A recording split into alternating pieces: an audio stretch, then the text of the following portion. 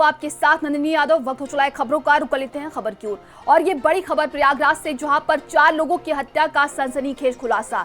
हत्याकांड में आरोपी सनी गुप्ता गिरफ्तार हुआ है। घर से निकलते सनी का फुटेज ये सामने आया है। तस्वीरों में आप देख सकते हैं, फुटेज ने सनी को सलाखों के पीछे भिजवाया। दोस्त अभिषेक के साथ मिलकर उसने 3 की जान ले ली। हत्या के बाद दोनों ने 1.5 करोड़ के जेवर लूटे। बंटवारे को लेकर सनी ने अभिषेक को मौत के घाट उतार दिया।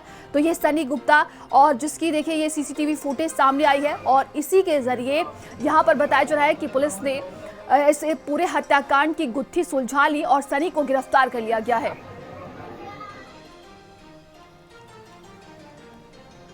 संवाददाता धीरेन्द्र हमारे साथ जुड़ गए हैं। धीरेन्द्र, इस सनसनीखेज हत्या का खुलासा हुआ है, क्या अधिक जानकारी मिल पा रही है अभी इस वक्त? देखिए, जिस तरीके से कोतवाली के साउथ मलाक्का के अंतर्गत एक ही परिवार के 4 लोगों की हत्या कर दी गई थी, तो पहले घर में 300 बरामद हुए थे, जिसमें से कि पति पत्नी और एक अविवाहित बेटी जिसकी उम्र 45 वर्ष थी। पुलिस जब उन 100 को अपने कब्जे में लेकर पीएम के लिए भेजा था, तो पूरे घर को जब खंगालना शुरू किया, तो करीब 1.5 घंटे बाद 100 दुकान के अंदर दूसरा 100 बरामद हुआ।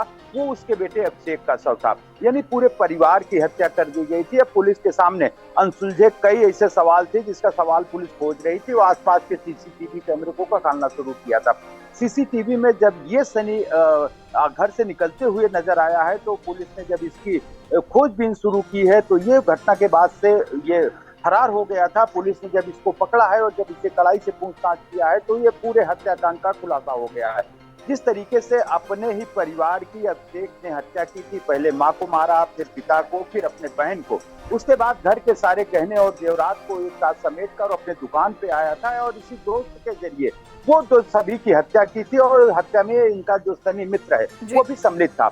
जब ये पूरा गहना लेकर अपनी दुकान के अंदर आया, उसी में हिस्से बंटवारे को लेकर दोनों में कहासुनी हुई और उसी रात से फिर सनी ने अभिषेक के ऊपर भी प्रहार कर दिया, जिससे सनी वहीं पर ढेर हो गया और दुकान के अंदर उसको बंद करके उसके बाद वो पूरा गहना लेके अपने दुकान के अंदर रख के वो फरार हो गया था। तो पुलिस ने जब ये सीसीटीवी पुलिस के हाथ लगा है, उसके बाद से फिर पुलिस ने सनी को गिरफ्तार किया है और जितना भी सामान लूट का घर के अंदर का था, करीब 1.5 करोड़ का सोना था, वो सब पुलिस ने सकुशल बरामद करके उसको सलाखों के पीछे पहुंचा दिया। जी धीरेन्द्र, बात की जाए, सनी और अभिषेक एक दूसरे को कितने सालों से जानते थे? पुलिस प्रशासन की टीम की तरफ से क्या कुछ और बयान सामने आया है? देखिए, सनी अभिषेक का जहां घर है उसी के सामने सनी की कचौड़ी की दुकान है और बचपन से दूसरे के मित्र थे और शाम को ये लोग नशा करने के लिए भी एक साथ इकट्ठा होते थे। उस दिन भी, घटना के दिन यानी 31 मई को जिस तरीके से घटना को कारित करना था, उसके पहले अभिषेक ने सनी को बुलाया था और अभिषेक ने सनी से एक लोहे की रॉड मंगवाई थी। उसके बाद ये लोग फिर नशीला द्रव्य इस्तेमाल किए, यानी शराब भी पिए हैं। उसके बाद फिर ये लोग घर के अंदर दाखिल हुए हैं। घर में पहले अभिषेक ने अपने माँ और अपने पिता और अपने बहन की हत्या किया है और घर में रखा सामान, क्योंकि अभिषेक का ही घर था, तो घर में गहने कहाँ रखे हुए थे उसको पता था।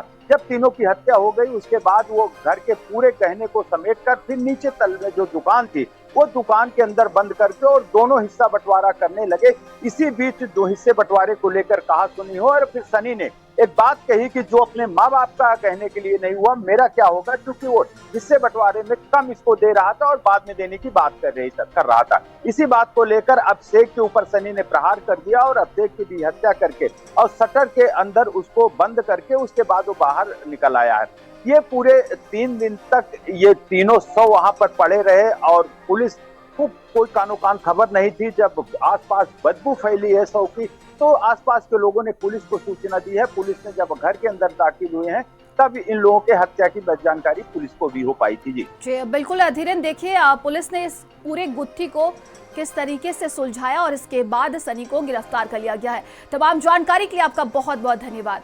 तो बंटवारे को लेकर देखिए, सनी और अभिषेक के बीच में विवाद हुआ, जिसके बाद बताया जा रहा है कि उसने अभिषेक को भी मौत के घाट उतार दिया।